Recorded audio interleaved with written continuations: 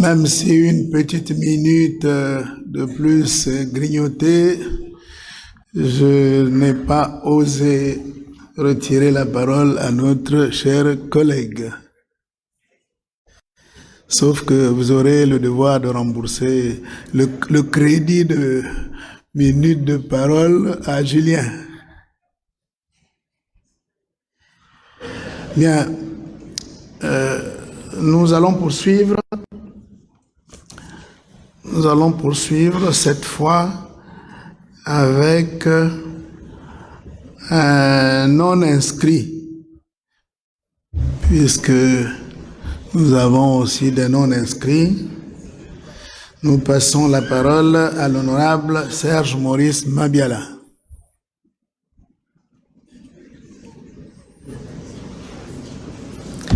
Vous avez la parole, merci, Monsieur le Président. Honorable collègue.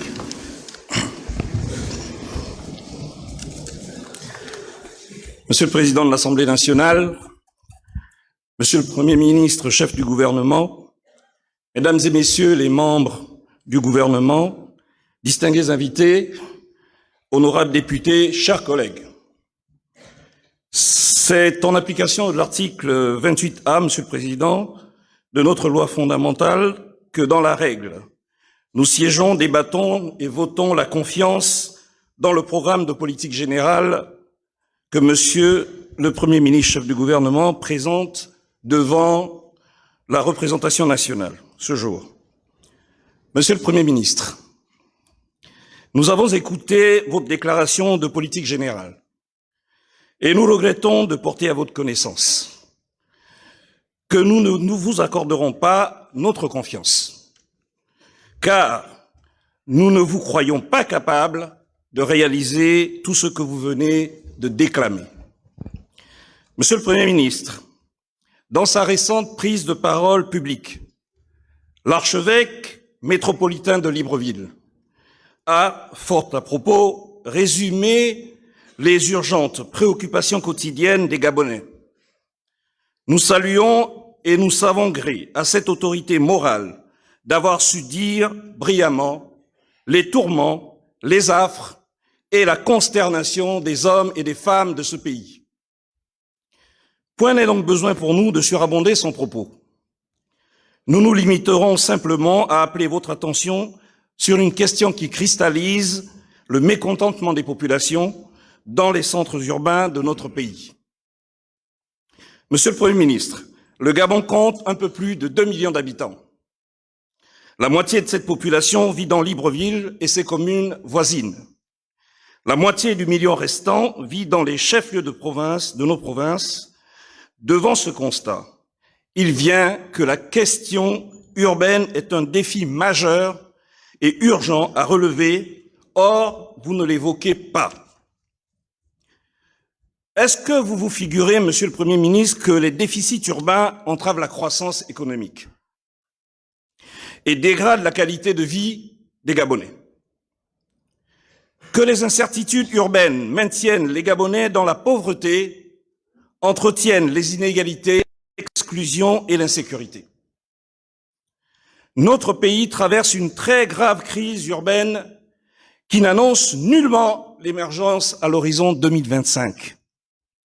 Cette frontière sera atteinte dans 2 ans et laissez-nous vous dire que chaque Gabonais sait très bien à quoi ressemblera son pays dans 2 ans. Dans tous les cas, Mouila, ma circonscription électorale, ne sera pas une commune prospère. On y connaîtra encore des délestages, un réseau d'adduction d'eau sous-dimensionné face aux besoins des populations, des inondations annuelles faute d'infrastructures d'assainissement fiables, des équipements scolaires de santé décadents, bref, la même réalité qu'à Potos, qu'à Mangoumou, Oskama, Rombinchozo, Bac Aviation, Aquacam, Ntoboko, Bizango, Bibere, Isaac, etc.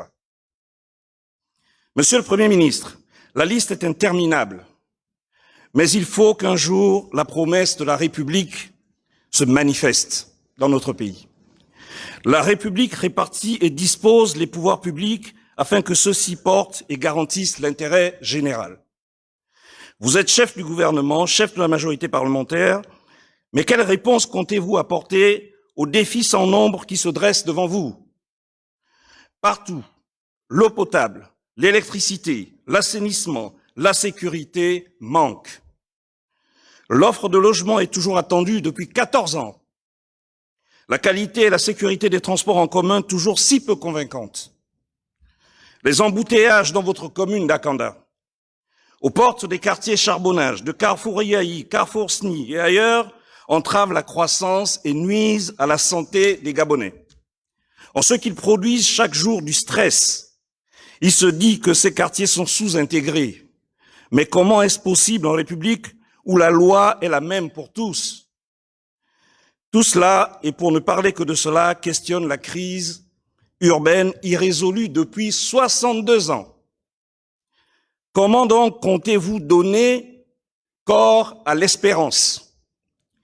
Dans une récente prise de parole publique, vous vous êtes fait l'exégète d'une notion nouvelle introduite sous la dénomination de l'espérance. Il se dit que l'espérance est un sentiment de confiance en l'avenir qui porte à attendre la réalisation de ce qu'on désire.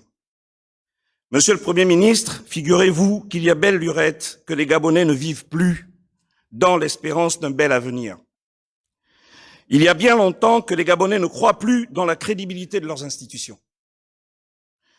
Que n'a-t-on pas promis aux Gabonais dans le plan stratégique Gabon émergent? Des institutions crédibles, stables, garantes de l'intérêt général, des infrastructures de qualité propres à favoriser une croissance durable et inclusive, le développement du capital humain, le Gabon vert, le Gabon bleu et toutes les étoiles du système solaire. Votre temps d'antenne. Au PSGE, enseveli sans fleurs ni couronne, Votre temps de parole. a succédé le plan de relance de l'économie qui, à bout de souffle, a lui-même enfanté le plan d'accélération de la transformation, lui-même désormais placé en assistance respiratoire dans le service des soins intensifs du Parti démocratique gabonais. Est-il besoin d'en dire davantage? Chacun voit quel état de composition avancée se trouve notre pays après 14 ans d'un bastringue démagogique sans précédent. Où en sommes-nous? Où en sommes-nous, Monsieur le Premier ministre, qui trop embrasse mal étreint, et nous entendons votre réponse murmurer. Elle remonte du fond de... Et nous vous abandonnons au dialogue avec votre conscience. Mais songez, Monsieur le Premier ministre, qu'il n'y a pas un Gabon de la majorité et un Gabon de l'opposition. Il n'y a qu'un seul Gabon pour tous les Gabonais. Monsieur le Premier ministre, le gouvernement désigne l'organe collégial et solidaire composé des ministres placés sous l'autorité et la direction du premier d'entre eux. Or, que constate-t-on? Chacun a pu voir qu'excepté les légères modifications cosmétiques opérées, le gouvernement qu'il vous incombe de diriger désormais a été reconduit quasiment à l'identique. Pour ainsi dire, en évolution successorale, vous avez reçu les mêmes personnalités que vous avez, en ouvrant les guillemets, proposées au président de la République, sans que dans leur choix, vous n'y eussiez aucune part. Monsieur le Premier ministre, si l'on voulait saper votre autorité, l'on ne s'y prendrait pas autrement. Chers collègues, attendez. Je vais finir. S'il vous plaît, chers collègues. Comme nous entendus sur le temps de parole, chers collègues, et la bonne gouvernance exige également la discipline. Je vous accorde encore 1 minute pour conclure. Merci, Monsieur le Président. Monsieur le Premier ministre, notre religion est faite. Il y a la parole, vous avez été appelé à la tête du gouvernement pour ne pas gouverner, car dans le pays, évoque qui préside et gouverne. Monsieur le Premier ministre, vous êtes condamné par celui qui vous a nommé à rouler perpétuellement le rocher du gouvernement dans la montagne. Invariablement, ce rocher retombera. Il roule sur vous et vous écrase sous le poids gouvernemental. Vous n'exercerez hélas aucune autorité sur vos ministres, parce que vous n'avez pas été appelé à la tête du gouvernement pour gouverner, autrement dit, pour formuler une réponse politique efficace et crédible, propre à satisfaire les attentes des Gabonais. La formation des députés non inscrits au sein de cette auguste assemblée ne vous accordera pas sa confiance et votera contre votre programme de politique générale. Je vous remercie.